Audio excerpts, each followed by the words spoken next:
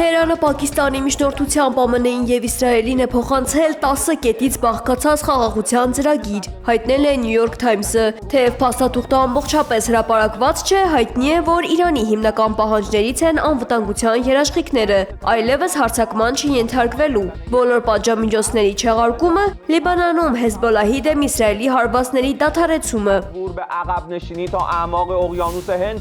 Փոխարենը Իրանը առաջարկում է բացել Հորմուզի նեղուցը, սակայն նոր պայմանով։ Յուրաքանչյուր անցնող նավից կգանձվի $2 միլիոն տուրք։ Այս գումարը Թեհրանը մտադիր է կիսել Օմանի հետ և իր մասնաբաժնով վերականգնել ԱՄՆ-ի ու Իսրայելի հարվածներից տուժած ենթակառուցվածքները։ Թեհրանը մերժել է պարզապես հրադադարը և պահանջել պատերազմի վերջնական ու ամբողջական դադարեցում։ Այս ամենին զուգահեռ ԱՄՆ-ում ներքաղաքական նոր սկանդալ է հասունանում։ Կոնգրեսի ներկայացուցիչը մեղադրել է Պենտագոնի ղեկավար Փիթ Հեքսեթին ռազմական հանցագործություններ կատարելու համար։ Ըստ Axios-ի, մեղադրանքը վերաբերում է Իրանում նրա իրականացրած գործողությունների մեթոդներին։ Դեմոկրատական կուսակցության ներկայացուցիչը հայտարարել է, որ արդեն հաջորդ շաբաթ պատրաստվում է սկսել Հեքսեթի իմպիչմենթի գործընթացը։